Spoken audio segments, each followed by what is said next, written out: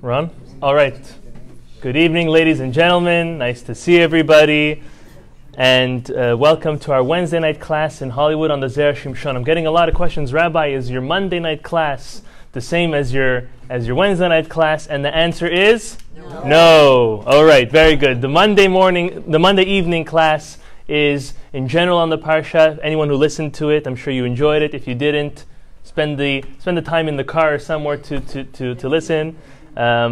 You could subscribe on our Facebook page, on our YouTube page, so this way, just in case you're traveling, you'll be able to see it. And the Wednesday night class is the Zera Shimshon. Both on the Parsha, both different perspectives completely. Not one's greater than the other, just it's different views and outlooks on our Torah portion of the week. This evening's class is dedicated by a dear friend of mine, by Mr. Joel and Jacqueline Goldman, for two very special reasons. First reason is in honor of my brother being with us this evening, Adam, which Joel's very close with, so that's very nice. Thank you, Joel. And second is for Refuah Shlema for Yaakov Azriel ben Gedalia Shlomo. May he have a speedy recovery, a miraculous recovery, Be'ezrat Hashem, in the merit of learning Torah, in the merit of sponsoring Torah, and in the merit of the Zera Shimshon, Zichuto Yagen Alenu. Amen. Amen. This week we are learning Parashat Vayeshev, and it is no less interesting and amazing than the previous Parasha, being that Yaakov Avinu is still the main character at the beginning of the portion, but then we segue into the next amazing biblical character that the Torah is introducing to us, and that is Yosef HaTzadik, Joseph. Joseph was a very special individual, but before we get into Joseph, I want to just go into how Jacob actually gets home. Jacob leaves his father-in-law's house, and he was chased by his father-in-law. He was about to meet his brother. We learned about this last week. He overcomes that test, and life doesn't get much easier for him. He has the issue with his daughter Dinah. That was also a burden. Rachel, the love of his life, the wife that he always dreamed of, passes away during childbirth, giving birth to Binyamin. And now, at the age of 99, Yaakov Avinu decides to return back home. He's 99 years old, okay? He gets home, and his son Yosef is 8 years old. So he's still a little baby. They get home, they see Yitzchak. We learned last week that Rachel already passed away.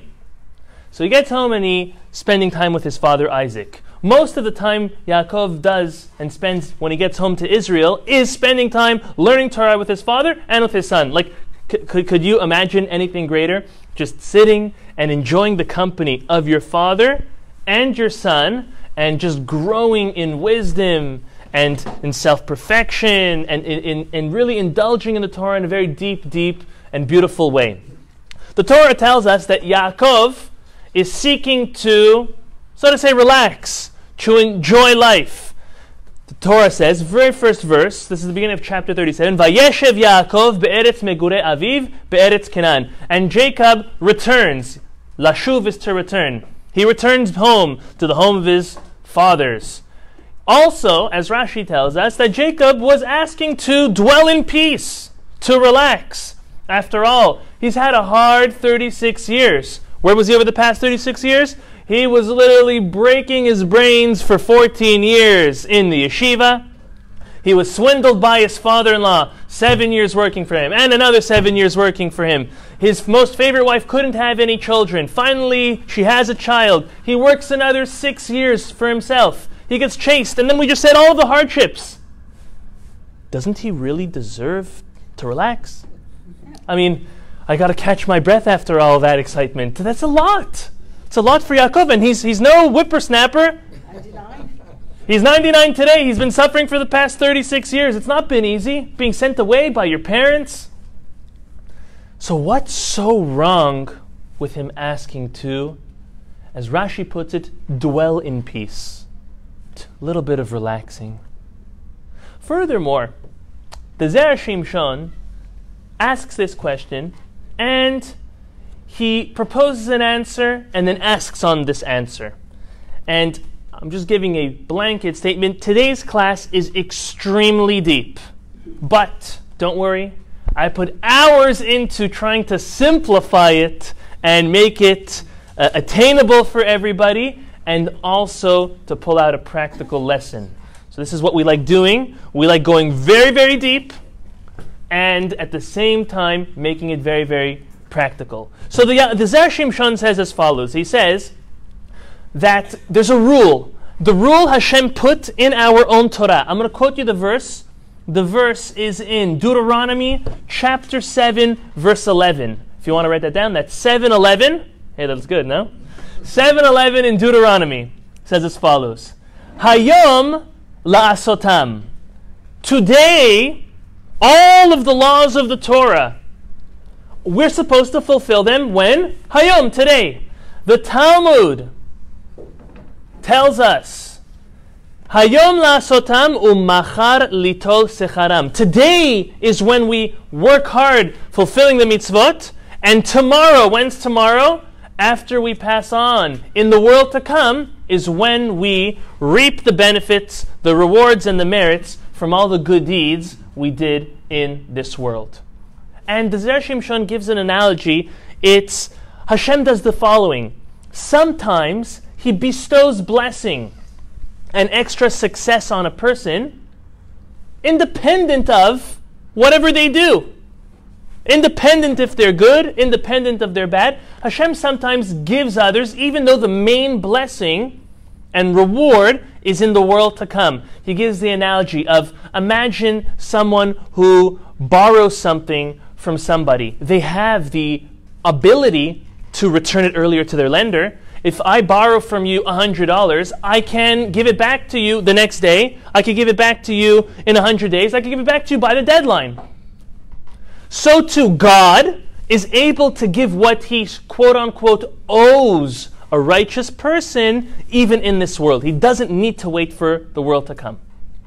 On that, the Zera Shimshon, he's puzzled and he says, one second, go back to that analogy of the borrower and the lender.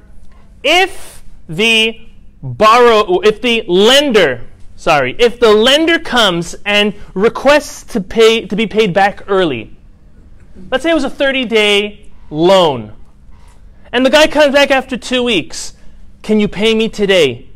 If the person comes and says he's not able to, can the lender get angry? No. Okay, can the borrower? And also not. Neither of them can get angry because it's earlier than the mandated time, than the deal. So the Zera Shimshon is bothered. Why did Hashem, A, not grant Yaakov asking to be paid part of his merits in this world? B, he gets angry at him. C, he punishes him. What's the next thing that happens right after Jacob asks to relax? Problems with Joseph come. We'll explain exactly that. But then all the problems of his most favorite, his preferred child, jump on him like challenges that he never imagined before. Ones that no one should ever encounter in their life. So Zera Shimshon is bothered by, okay, Jacob is asking to be paid back early. He's being asked to be paid his merits and his reward in this world. So why punish him? Why would Hashem get angry? Why would Hashem not grant him his wish? He's 99 years old. Let him spend the last part of his life enjoying and dwelling in peace. So the Zera Shimshon brings our attention to a part of the Talmud in the beginning of Tractate Brachot. That's the very first volume in the Talmud on page 7. On page 7, there's a discussion in the Talmud of Moses coming to God and asking God 3 requests. The first request is that he should place his Shekhinah, his very own holy presence, amongst the Jews. That's the first. The second is that he should not place his presence with the Gentiles. Rather, that blessing should be exquisite to the Jewish people, to the chosen people. And the third is he asks God about his ways, his calculations, something which is very hard for us to sometimes understand. So the first 2, he was answered on. God promised that he will dwell, his Shekhinah, his holy presence, amongst the Jews, and that not so for the Gentiles. However, did God ever answer Moses on his last request? And this was the explanation of the last request. How do you explain to me, God? Moses tells him, God, how do you explain to me when there's a righteous person and they have it good for themselves? And there is a righteous person and they're suffering. They're both righteous. Is that fair? Okay, how do you explain another scenario? You have a wicked person and it's going bad for them. And you have a wicked person and it looks like they're blessed. It looks like everything's good for them. Moses comes to God and says, explain me that. It's not fair. One person's doing good and he's getting blessed. Another person's doing good, he's getting punished. And vice versa. An evil person is being blessed or cursed. What's the reason for this? Moses asks God. So, there is a dispute in the Talmud if God actually answered Moses or not. Rabbi Yochanan, in the name of Rabbi Yossi, says, God answered him. You know what the answer is? The answer is that a tzaddik gamur, as we say in Hebrew, someone who is fully righteous gets blessed even in this world. But a non-fully righteous person, it's called tzaddik she'eno gamur, a not completely righteous person, won't have it perfect in this world, won't have it too good. And the opposite is true. An evil person who is super evil, who's fully wicked, he'll be punished for it. But if you're wicked, but you're not completely wicked, you could still have it good in this life. This is the opinion of Rabbi Yosef. Rabbi Meir says, no. Moses was never, ever answered on this. Rather, it is beyond our comprehension. It's beyond our lexicon of understanding God's calculations. This is the dispute in the Talmud. One opinion is it's based on your deeds. A person's blessing and reciprocation from God in this world is dependent on one's deeds. And the other is based on, Rabbi Meir says, it's based on mazal. We don't know the calculation. In the world to come, in the world of truth, everything's going to be open. All of our checks, all of our X's, and everything will be reconciled, and we'll really understand why anything and everything happened to us and even to others. But in this world, Rabbi Meir says, we don't know. This is a calculation that is beyond our comprehension. Based on this, the Zera Shimshon says, now we could understand how come Yaakov Avinu was punished. What was Yaakov Avinu wanting? He was wanting to dwell in peace. He was wanting to be reciprocated, to be paid for his merits that he deserved. In essence, what does that mean he's coming to do? He's coming and saying that the true answer in that dispute we just mentioned is like the first opinion, like the opinion that it's based on one's deeds that a person is reciprocated for and blessed for in this world. It's based on one's deeds. Hashem had a problem with that. Because the truth is, it is a dispute that is unknown to us. If Jacob was going to claim his reward now, claim his reward today, do you know what that would result in? The Zera Shimshon says that would result in other righteous people who maybe would not have such a tranquil and peaceful life, for others to look at that person and say they must not be righteous. Because if Jacob was so righteous and he got the blessing and the promise of having a peaceful rest of his life, then it must mean that it's based on a person's deeds, on how they enjoy or have suffering in this world. But if that person's suffering, it must mean they're not so complete. So for the sake of righteous people, God said, you know what, for Jacob, we're not going to give him the potential, the possibility of resting peacefully for the rest of his life. Because he asked for it. He gives an example. The Gemara in Masechet Ketubot, page 103, says, Rabbi Yehuda Nasi, are we familiar with the name? Very famous name. Rabbi Yehuda Nasi was the author of our Mishnayot.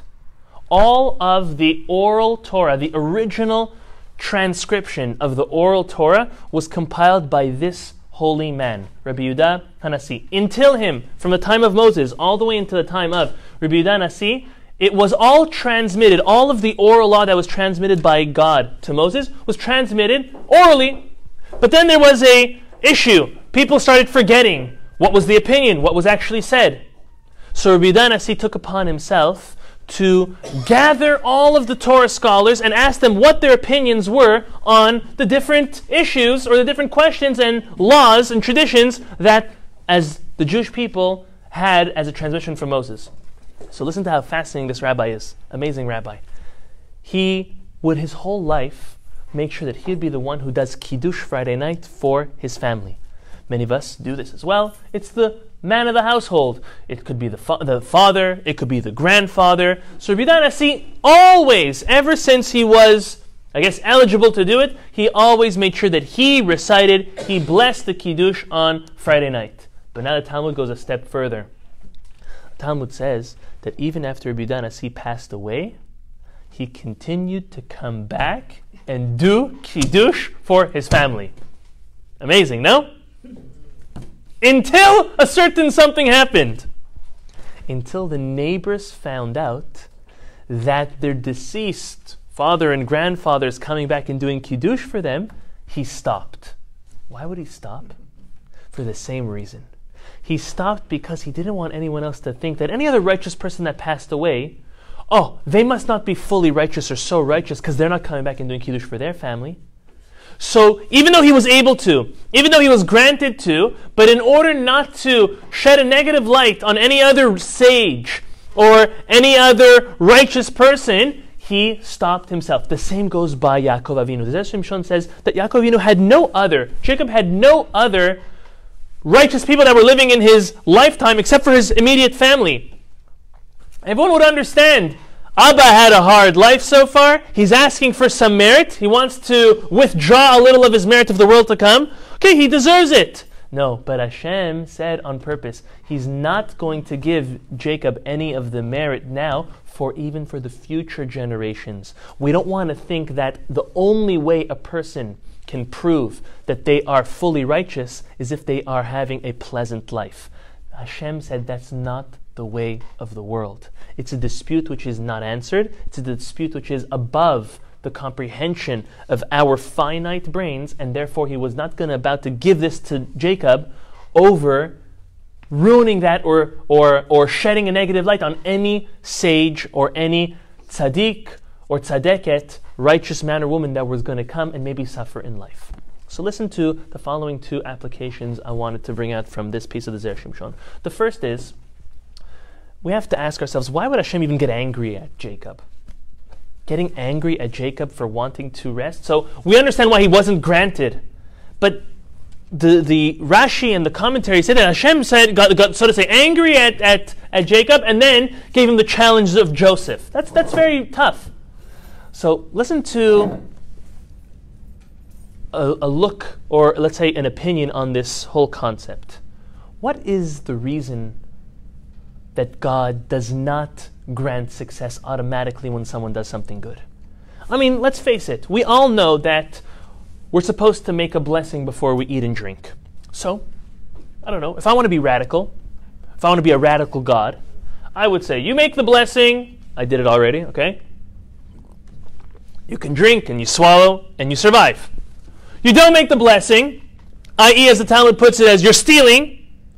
A person should drink and choke, chas v'shalom.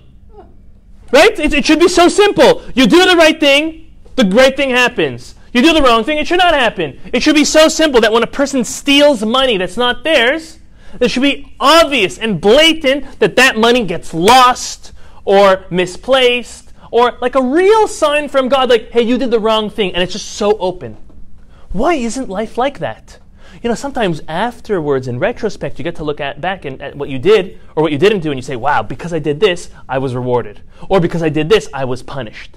But it's not obvious, and it's not every single action. Why not? It's a good question, eh? Anyone? I'm opening the floor. I don't do this often. Well, it doesn't give you a chance to do tshuva later and change your mind, do more of a better thing later on. Okay, you're like 90% there? You just answered the question. If you take it that literal, and if I forget to make a bracha, and Hashem's punishment is I'm going to choke. No. Not forgetting. I don't want to be judged. Okay, difference between forgetting. We're not talking forgetting. If a person forget and make a mistake, fine. But if you intentionally look at this cup and you say, this doesn't belong to God, it belongs to me, instead of mentioning Baruch atah Hashem Elokeinu melech haolam shakol neh bidvaro, imagine, okay?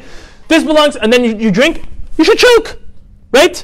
A person who eats pork, eats shellfish, eats non-kosher. How come can they survive? How come are they fit? How come are they strong? Maybe. Yeah. Oh,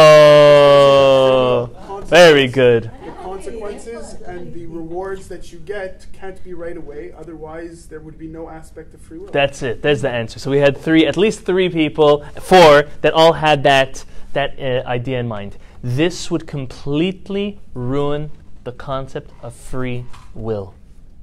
Free will, let me give you a quick rundown on free will. Free will is an hour class just in and of itself. I'm going to give it to you in a couple minutes. Okay? Because it's a big question. And this also answers the question of, how do I have free will if God knows what I'm going to do? He knows I've done it already. Right? So how does that work? Listen to the following.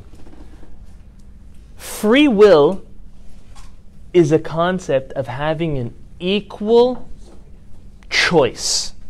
The choice always has to be equal for me to choose to do the right thing or the wrong thing. As long as it's too easy for me to do the right thing, that's not free will anymore.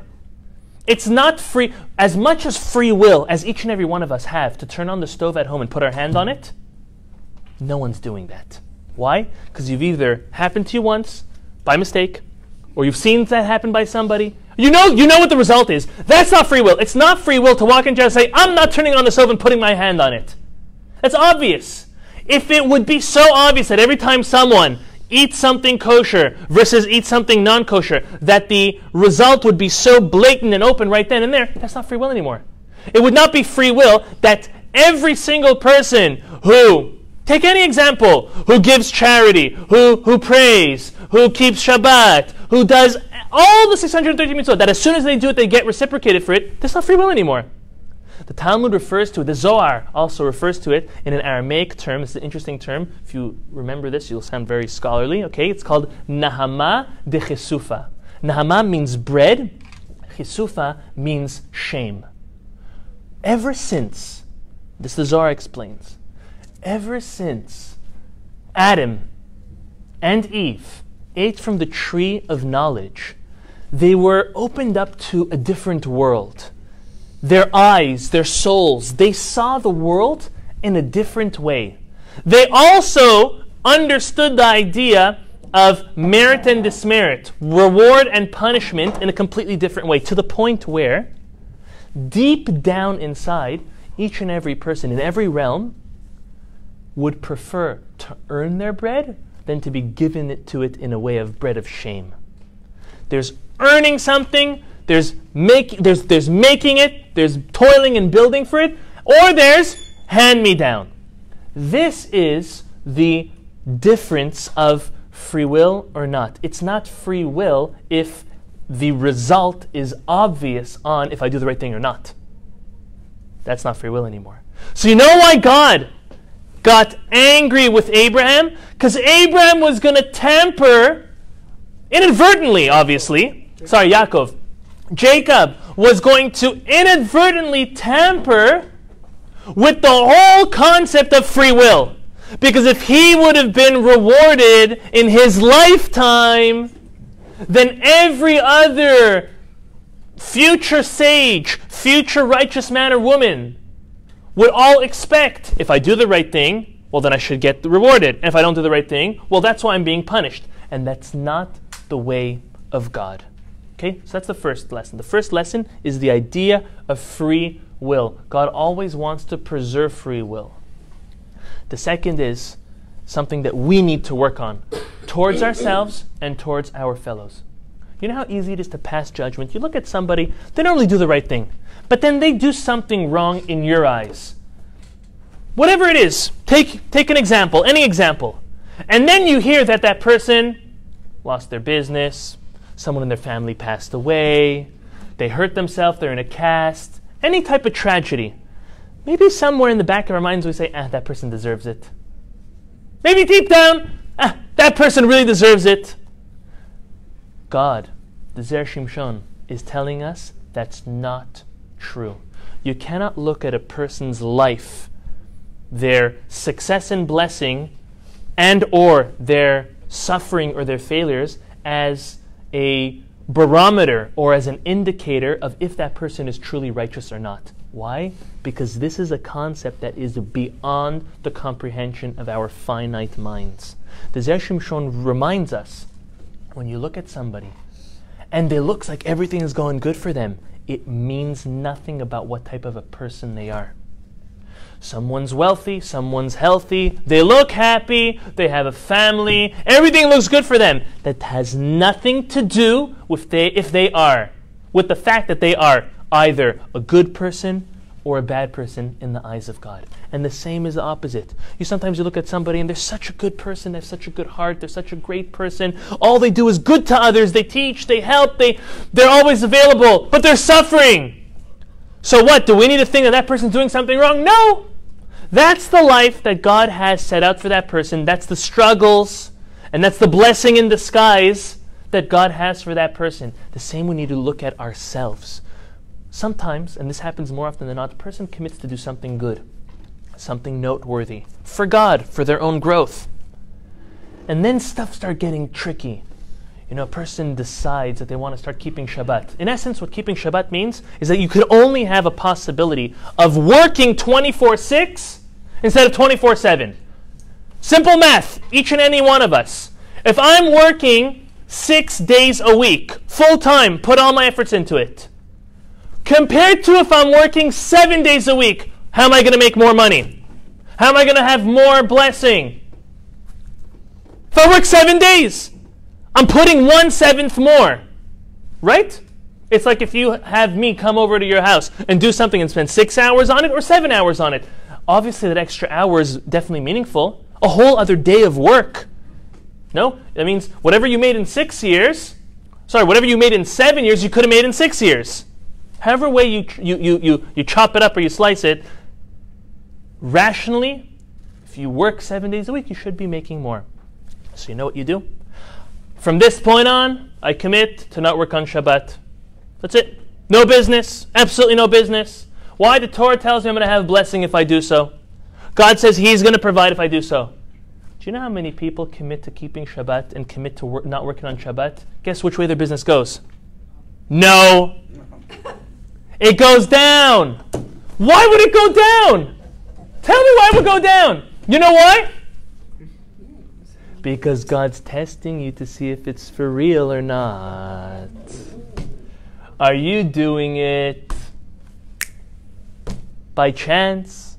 Are you doing it because you're looking for the financial gain? Or are you doing it because God told you to do it? And this is the reason why we're not allowed to judge others, or we shouldn't even judge ourselves based on the situation we're in. You may be in a complicated, complex, hard situation.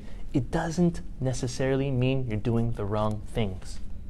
You may be very comfortable, very great. Didn't we learn last week that that's a reason to worry? The Zera Shimshon taught us that when you're comfortable and everything's going great, when you feel no need to worry, that's when you should start worrying. And this is so true, because do not look at your life and look at how everything is going and say that, now I got to a conclusion whether I'm doing the right thing or not. No. You could make the right decisions, and Hashem could tighten it and make it stronger for you. Why? That's His calculation. So again, the 3 lessons we learned from this portion was, number 1, the idea of free will. God did not want Abraham to tamper with free will, not for himself and not for the future generations to come. Secondly,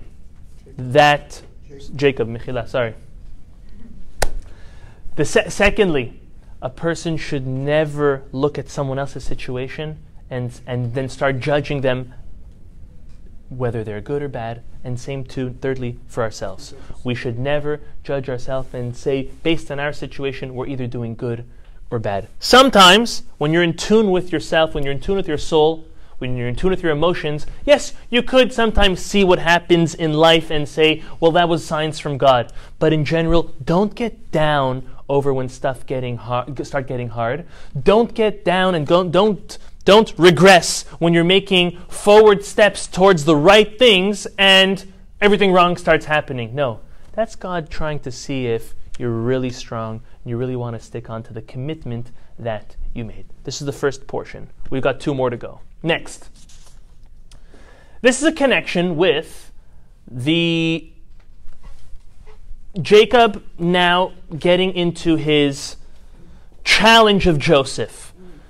Now, prior to the challenge of Joseph, Jacob is showing a tremendous amount of favoritism on his most favorite son, which as parents we learn that we should not do. We learn from Jacob never to show favoritism onto one child or one grandchild over the other, because it creates nothing but animosity and jealousy.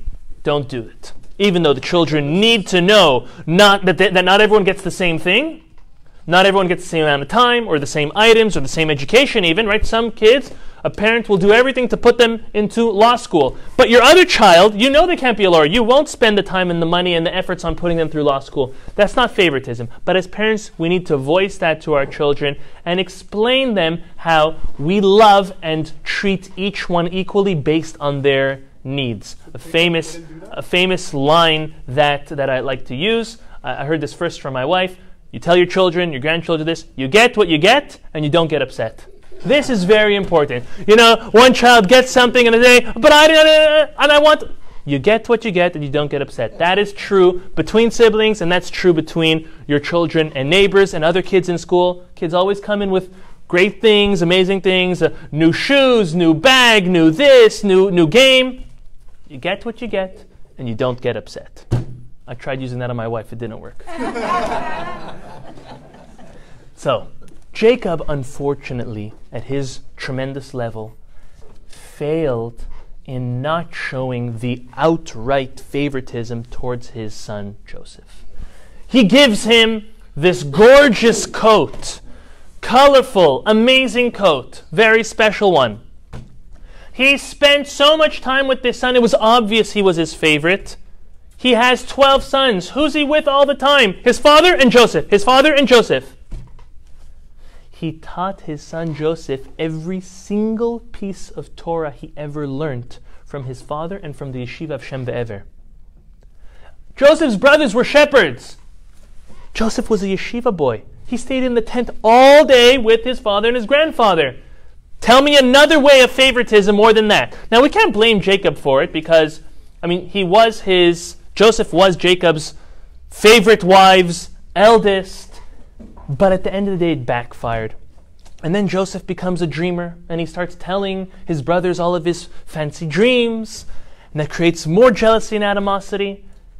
And at the age of 17, only 9 years after they arrived to the land of Israel, Jacob tells his son Joseph, go fetch your brothers, call them back, I need to have everyone with me now. And at that time is when Joseph's brothers see him and they say, there's the dreamer, we're going to teach him a lesson. They wanted to kill him. They wanted to kill him because Joseph said 3 derogatory reports to their father, and they believed that they were not at fault of those 3 claims that Joseph was saying. We're not going to get into that now. Refer to our Monday night class and other classes. But they decided they were going to kill him. Reuven, everyone knows Reuven? The eldest of Jacob's sons. He says, how can we live with the blood of our brother on our hands for the rest of our lives? We can't kill him. Let's throw him in a pit. Who knows what was going to be then? He was just trying to delay time and not act rashly or let his brothers kill him out of emotion. And then he gets picked up and sold off as a slave, which we'll get back to. The Talmud, the Zera Shimshon quotes the Talmud in Masechet Shabbat. It's interesting to notice, being that Chanuka is a couple days away, that the story and the holiday of Purim has a whole tractate in our Talmud called Masechet Megillah. Tractate Megillah, Megillat Esther. Our holiday and our story, our victory of Chanuka, does not have its own tractate. It has a couple measly pages starting on the 20th page of Masechet Shabbat. Okay? Very different. But we're not going to get into that, but the Zera Shimshon gets into a certain correlation between Chanuka and our Parsha that are brought in that tractate. So listen to the flow of this piece of Talmud, and the Zera Shimshon is going to ask a question that we would all ask if we would just stop and think, just as we're going to do now. The Talmud brings a halacha, brings a law about the laws of Chanuka, that if you light your candles over 20 amot, argument's sake, would be 30 feet. If you take your menorah and you place it 30 feet above ground level, above outside, above the street, above the sidewalk, and you light it, you have not fulfilled your obligation. Because people don't see it. That's the first halacha. Next halacha. Then the Talmud quotes and says, there's a verse in this week's Torah portion which is perplexing. 37:24, if anyone's following, chapter 37:24 says as follows. Vayikachuhu vayashlichu oto habora. So the brothers, instead of killing him, they take Joseph and they throw him in the pit. Guess what the Torah says about this pit? Vehabor rek en bo maim. The pit is empty and there's no water. Hold on, the Talmud says. If the pit's empty, I know there's no water in it. So either tell me the pit has no water or the pit's empty. And we know our Torah just doesn't add extra words by chance. There's something to be learned from every word in the Torah. So the Talmud says, you know what? The meaning of the well, the pit, is empty and there's no water. It means it's empty from water specifically. However, there are snakes and scorpions in there. Okay? Then the Talmud goes back. So, first halakha was the height of the menorah. It can't be too high. Second part that the Talmud brings about is this whole idea of a pit by Joseph. It doesn't say anything about Chanuka. That the pit by Joseph was empty of water but full of snakes and scorpions. Then the Talmud goes back and says, you know where you put the menorah? You put the menorah on the other side of the mezuzah of your house. So if you're going to light at your house, you're going to light by your front door, you're going to have the mezuzah on the right side and the menorah on the left side. So the Zera Shimshon, amongst others, are all perplexed and say, what's the sequence of this Talmud? What are you telling me? Laws of Chanuka, placement. Then you're taking a break with the story of Joseph and this well. And then you're getting back to the laws of the Chanuka's placement. What's going on? The Zera Shimshon, now you're going to hold with me. I'm going to explain this as clear as possible. But if you really, really hold with me, you're going to be enlightened in a tremendous way. You are going to change your Chanuka based on this answer. Okay? Get ready. Yehuda, I'm watching you. L'chaim. The Zera Shimshon says, the reason why we light a menorah on Chanuka is to fulfill what's called in Hebrew Pirsume Nisa. Pirsume Nisa means to outwardly express, publicly proclaim God's miracle that He did, the miracle that He fulfilled and accomplished for the Jewish people back in the time of Chanuka. By the way, does anyone know exactly to the year how many years ago Chanuka took place? 2,156 years. Okay? It's a long time ago. So, the Zera Shimshon says, the reason why we light the Chanuka candle are in order to publicly proclaim this amazing mitzvah that God did for the Jewish people. Now, he asks, why do we fulfill this lighting of the candles based on a seemingly secondary miracle that God did for the Jewish people back then over the main one? Who knows? Who can tell me? Why do we light the Chanuka candles? Because we found...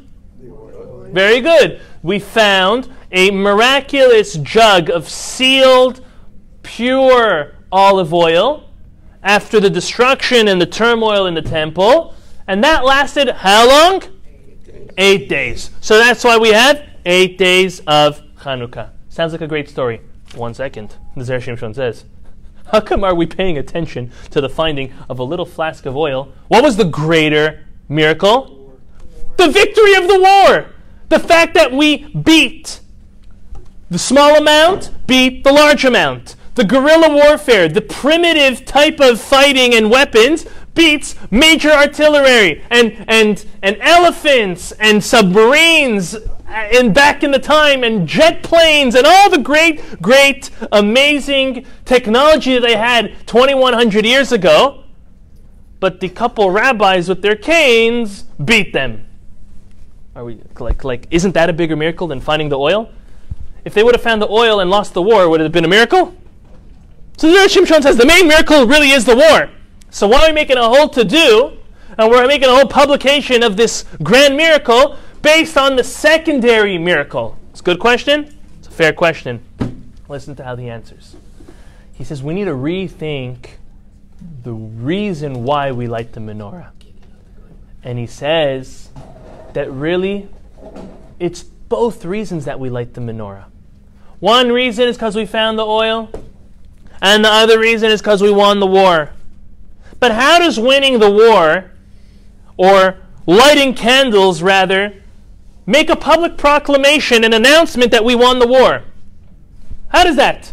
I mean, in this city maybe not as much, but if you go to many cities around the world, it's lit up. Everything's lit up. Right?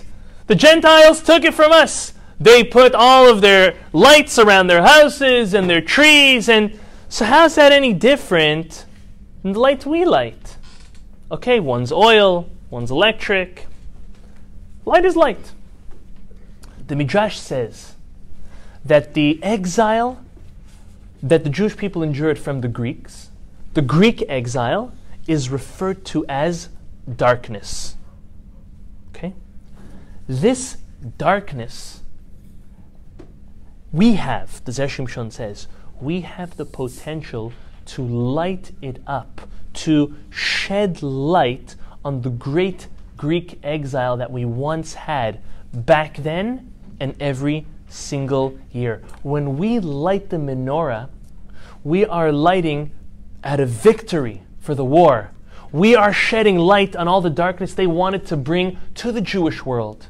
They did not allow us to keep our calendar. They did not allow us to circumcise our boys. They did not allow us to keep Shabbat. They did not allow us to study our Holy Torah. They took the soul out of the body of the Jew. They were trying to. So what we do is we reignite our souls with that flame of Torah, with that flame of belief, with that flame of victory every single year on Chanuka. So the Zera Shimshon says it's really both reasons. It's both reasons we light the menorah. We light because we won and we're shedding light, and we light because we found that flask of oil. And the Zera Shimshon goes to propose, and he's setting up for the next step. He goes to propose, well, let's face it, who brought that exile upon us? Yes, our deeds prompted it, but God brought the Greek exile and allowed them to be strong over us. So of course he put us into that mess. Doesn't he have to take us out of it? Because if he wouldn't take us out of it, well then there would have been no more Jews. It was a time in history, one of the very rare times in history, that the complete world Jewish population was at risk of being exterminated. God has to fulfill his promise to Abraham, Isaac, and Jacob and Moses that there will always be a continuation of this Jewish lineage and people. So how could it be that we need to thank God for something he had to do anyways, Zera Shimshon says? Or maybe he didn't have to do it. So he put us in that mess. Does he need to take us out? Or maybe he does not need to take us out. So the Zera Shimshon, now this is fascinating. So is everyone with me till here? I'm trying to simplify it as much as possible. The Zera Shimshon says the answer to the question if we have an obligation to thank God and proclaim publicly for this miracle is based on a dispute in the Talmud. This part of the Talmud is in Masechet Sanhedrin, page 67b. Look at this. Don't try this at home. This is horrible. But if you were to take a snake, that's already mistake number one. Don't touch snakes. If you picked up a snake and you brought it over to someone else, to their hand, to their face, God forbid, anywhere, and the snake bites that person and kills them, are you fully responsible for that murder or not? Well, what's the question? It's a dispute. Like most things in the Talmud, one opinion says yes, one opinion says no. But let's understand what those opinions are. So, there's Rabbi Yehuda. Rabbi Yehuda says that if you were to grab the snake and bring it over to a fellow, and that fellow gets bitten by the snake and dies, you are fully liable. You know why? Because the venom of a snake is between its teeth, the terminology of the Talmud says. And as soon as a snake opens his mouth and bites on flesh, it's inevitable that the person's going to die because the venom's in between its teeth. The Chachamim, the majority of the sages, say no. Although you're not allowed to do that, but a person cannot be liable for death. So meaning, the Torah says, if you kill somebody and there's witnesses, you are now liable for death yourself. You are completely wrong. You cannot do that. If a person were to take, the Talmud says, the Chachamim say, the rabbis say, if you were to take a snake and you bring it to another person and it bites the person and they die, you're not fully responsible for that murder. You know why? Because they say that the snake has choice when to activate the venom to come out or not. And the very fact that the snake opened his mouth, bit down, and released the venom, the snake himself was involved in that murder. You're fully wrong, but you're not fully liable. Okay? Get the difference? So we're thinking, well, it's wrong anyways, the person died. What's the point? Now look how the Zera Shimshon says. The Zera Shimshon tells us that in multiple places, one of them being Tehillim, another place being in our prophet Yirmiyahu, refers to the enemies of the Jews as snakes. Interesting that the enemies of the Jews are referred to as snakes. By the way, you know who knew this well? Paro. Much of the jewelry or ornaments or crown that Paro wore had snakes on it, cobras. So you may say, well, they lived in the desert, they had nothing else, but no, there's a lot more to that. Paro was a genius of an individual. He knew what and how to get or to try to beat the Jewish people. So on his crown, many don't know this, but Paro wore tefillin-like jewelry made out of gold. It was basically a snake that wrapped around his arm, and then the head of the snake came down his finger, similar to the way tefillin are. Very, very interesting. Okay? That's nor here nor there. I'm just telling you a very interesting fact. So the enemies of the Jews are referred to as snakes. Snakes as being sneaky, snakes as being as their power, their motive against the Jews. So now, listen to how the Zera Shimshon proposes. According to the Chachamim, according to the rabbis, that a person is exempt when they bring a snake to somebody else and that person now dies, according to that, then Hashem did not need to save us from the Greeks. Because when we were put out into exile, it was up to the Greeks, who are referred to as the snake, if they're going to decide to kill us or not. Right? Imagine, the enemies of the Jews are the Greeks. According to the rabbis, the Chachamim, that the snake can choose if he's going to attack or not, if the venom's going to come out or not. So therefore, God did not need to save us, and therefore we have an obligation to thank Him. But if you go according to the first opinion, Rabbi Yehuda, that a snake that is brought by someone, now that person is fully liable because the venom is, so to say, between their teeth. When God exiled the Jewish people amongst the enemies of the Jews, here in this case the Greeks, then God was putting us in a mortal danger immediately, and He would have had to save us, and therefore we wouldn't need to thank Him. So just as a recap, if we go according to the Chachamim, we would need to thank God because He didn't need to really save us. If we go according to Rabbi Yehuda, that a snake automatically kills, we would not need to thank God because God would have to save us because He put us in a mortal death. Okay? Now, based on this, the Zera Shimshon comes and answers our original question of the juxtaposition, the clear order of the Talmud. Remember, that's the height of the menorah, then the whole story with this pit of Joseph, and then going into which side of the doorpost does the menorah need to go on? The Zera Shimshon says that the law of the pit complements the law that preceded it, the law of the height. How so? Well, he says as follows. The Torah makes a big deal about Reuven putting Joseph in the pit. Now, let me ask you. I want to quote the verse actually. The verse says, it's in 37:21. It says as follows. It says, Vayishma Reuven, Reuven sees and he hears the sadness of his brother Joseph, Vayatzileo miyadam, and he saves them from his brothers. Vayomer lo nakenu nafesh. He says, let's not kill anybody over here. No one should die today. What does he do? He takes his brother and he puts him in a pit. What type of pit does the Talmud say it was? It was full of snakes. What good? How are you considered saving a person's life if you're putting them in a pit of snakes? They're going to die anyways. But the Torah says he saved Joseph. How are you saving Joseph by putting him in a pit of snakes? That's very good, no? Very good. So, according to this, the Zera Shimshon says that the halacha, the final verdict amongst that dispute of if a snake automatically kills or not, must be that it doesn't automatically kill, like the sages, like the majority opinion, like the chachamim. Okay? A wild animal would also not attack or bite a tzaddik.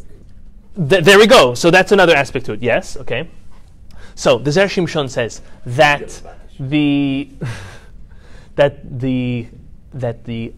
obvious halacha, the final verdict must be that, like the chachamim, that the snake does not automatically kill, doesn't automatically have venom. Rather, it chooses to draw it and let it out. That's how we can consider Reuven as saving Joseph by putting him in that pit. However, it must mean that we have to go based on that conclusion that when God exiled the Jewish people amongst and into the Greeks, that it wasn't obvious that we were going to be destroyed, and he didn't need to save us. And the fact that he saved us is that we need to thank him for it, and we need to proclaim in a public manner that he saved us from that. Okay, so you see how that all comes around. So specifically, the law of the height, which only when it's at that height or lower is it visible, can you be proclaiming publicly God's miracle. What does that have to do with the following halakha? The following halakha proves to us that you need to do it. It's not an option to do it. You need to do it because God, so to say, threw us to the snakes, but that was not a complete and mortal end. Rather, we had no choice but to thank God because God was the one who had the choice to save us or not. Okay? Based on this, two lessons we would want to prove from this is that although we find ourselves sometimes in hard situations and then we find ourselves get out of them, we need to always remember to thank God for it. It's not an option to thank God or not. Because at the end of the day, our wisdom, our money, our strength can't bail us out of every single problem. It is God, the one who helps us. It's His strength, it's His divine protection that helps us out of everything. This was the story of Chanuka. The story of Chanuka is they came to attack us spiritually. They wanted to finish us off. You think that this war, as needed as it need to be that we have a miracle, it was still fully miraculous. We need to look at the things in our lives, the successes in our lives, as miraculous and as we owe the thanks to God. We don't have an option to thank God. That's the first thing I wanted to mention. Second thing I wanted to mention is that we have a mandate as the Jews to be an or lagoim, light upon the nations. Chanuka, by the way, is a great opportunity to do so. It is a period of 8 days where we physically light candles, but we also are to internalize what that lighting is to mean. That means that we should be literally live candles everywhere we go, shedding warmth and light onto every single person we meet and encounter, whether they are Jewish or not. As a Jew, as a chosen people, we have the obligation to give others a good feeling about Jews, to make a kiddush Hashem, a sanctification of God's name, opposed to the opposite. we have this obligation, and we can internalize this idea over the next 8 days of Chanuka, internalize it and apply it to our lives. To finish off with something short, we do have a couple minutes left. This is a very nice chidush as well, the Zera Shimshon says. So let's continue. After Joseph was thrown into the pit by Reuven had to go back to his dad. Now the brothers were antsy. They wanted to kill him. They threw him in the pit, but they still weren't. They saw that the snakes weren't eating him, weren't killing him. So they said, we got to take matters into our own hands. So this is where Judah, the fourth son of Jacob, comes up with a great idea, and he says, okay, let's sell him to these Ishmaelite merchant peddlers that are passing by. Let's sell him to them. He'll be a slave. He'll be brought to the middle of nowhere. We'll never see him again. At least we won't have to kill him. Right? And this is what they did. They took him out and they sold him as a slave. There's a fascinating midrash, the Zera Shimshon quotes, but the midrash you'll soon see is like bipolar. Okay, watch this. The midrash says as follows. Rabbi Achva bar Zera Amar, so Rabbi Achva the son of Zera says, Averatan shel Shvatim, the sin of the sale of the Shvatim, the brothers of Joseph. Listen to this, the tribes, very good. Zechura hu leolam, it will always be remembered. No one will ever forget this tragic event and mistake that they have committed. And then it says, Tikva hi leolam, and it will be an everlasting hope. So one second. On one hand, we are berating the tribes and coming down on them for selling their brother. On the other hand, it's an everlasting hope. So it's going to be everlasting remembering and an everlasting hope. Something negative and then something positive. Within the same breath, the Zera Shimshon says that doesn't make too much sense. Fair question? Listen to his answer. He says, he bases this answer on another commentary the Zera Shimshon likes using, one of his favorite commentaries called the Siftei Kohen. The Siftei Kohen was written by Rabbi Mordechai HaKohen, which lived in the 16th century. He lived in the city of Sfat, very holy, beautiful city, all those who visited. He lived in the city of Sfat in the 16th century, and he was a disciple of a famous rabbi named Rabbi Yisrael Kuriel, who was a direct student of the Arizal. Just so we put things into perspective. So Arizal, and then this Rabbi Yisrael Kuriel, and then his student was Rabbi Mordechai HaKohen, who wrote a very beautiful 2-volume, I have it at home, thank God, a 2-volume interpretation on the Torah called Siftei Kohen, literally the lips of the Kohen, because he was a Kohen himself. So he writes based on this, he quotes this rabbi, and he says that the rabbi writes, the Siftei Kohen, Rabbi Cohen, he writes that if it wasn't for the exile that Joseph endured when he left and when he was kicked out of Israel and he went to Egypt, the exile of the Jewish people would have been much more destructive, much harder.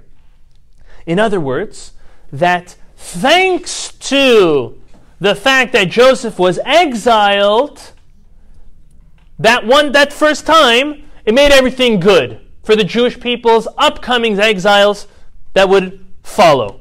Why? Well, he says that when Joseph left Israel and he was exiled to Egypt, God himself, he took his presence and he went and he exiled himself with Joseph in Egypt. And he brings a proof to this. He says that the Torah tells us in verse 39 verse 1, it says, Vayeshev hurad Mitzrayma, which translates to mean that Joseph was taken down to Egypt. The numerical value of Mitzrayma, which means to Mitzrayim, is 385. Why is that significant? Because the numerical value of Shekhinah, which means God's presence, is also 385. Alluding to that Joseph was exiled, God was exiled with him. So how does that do any good? Listen to the following.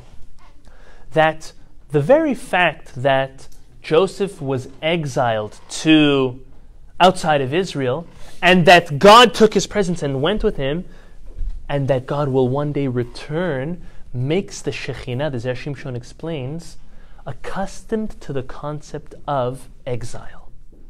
Because by the destruction of the first temple and the second temple, which both resulted in exiles, if that would have been the very first exile, you know what God would have said? Why am I going to put my presence in exile? Let's just let the Jews go out and then done with them. But for the very fact that Joseph himself was exiled, and Hashem said, I'm going to go with him, because Joseph suffered. Joseph was attacked. He was pinpointed. It was unjust what was done to him, at least when he was going through it. And God went along with it. Then God made his own presence accustomed to being exiled and one day returning. And so too we should know. The Zera Shimshon says that just as God exiled himself with Joseph that one time and came back, so too during this long exile, God will return along with all of us to Eretz Yisrael, to the Holy Land, in the time of Mashiach. A great lesson that we can learn from this, especially that as Chanuka approaches, that we are to remember in this long exile, which is endured for almost 2,000 years, that God is with us even in the exile. It's a concept that is counterintuitive to us in one part. We spoke about this one time. The greatest punishment you can give your children is when you punish yourself along with them. Because then it's a true proof that you're doing it for their own good. For example, if you all plan to go somewhere or to do something, and your child did something so severe that warranted them not to come, leaving them back home is one form of punishment. But a greater form of punishment is staying home with them. Because then your child understands it's so severe that not only are they missing out, but the parent themselves is missing out. God does the same. When God puts the Jewish people in exile, he puts himself, so to say, in exile as well. And we have to know that God is here with us. When we know that God is here with us during the exile, that will give us hope to turn to him and to come back to him. I'll end off with a story. And the story is very true. The story is about the Brisker Rav. The Brisker Rav was a very, very famous rabbi, known for his deep extrapolation and interpretations of the Talmud and the Torah as well. The Brisker Rav one time saw a school child crying. Okay, something new? No, happens all the time. But out of his compassion, he went over to the child and he asked the child, "Why are you crying?" So the child's weeping and says, "I'm crying because we were playing hide and go seek with my friends, and I've been here for half an hour and no one came to find me." And the kid's sobbing and crying. Sounds like a good prank, right? The Brisker Rav writes, he says, through the tears and the crying of that child, I felt a fraction of the tears and the crying, so to say, of God. Why? Because God put himself in exile along with us. He's, so to say, in hiding mode. And God is so sad and so hurt. He's crying over the fact that most Jews are not seeking him out. The Brisker Rav said, through his tears and through his crying, I feel a little bit what God's going through. We need to make sure we don't contribute towards that pain that's brought on to God. We, thank God here, we seek God on a daily basis, every moment that we can, whether it's learning, fulfilling, doing good. But not everyone is. Not all Jews are. Let us take this Chanuka, and the same way as we light not one and not two, but 8 days of Chanuka. Let's see if we can reach out to at least 8 people in our life. That's a lot of people, right? But just one shamash and 8 candles. If we could, even over the course of our whole life, reach out to 8 other individuals and light their flame onto seeking our Creator even within the darkness of the exile.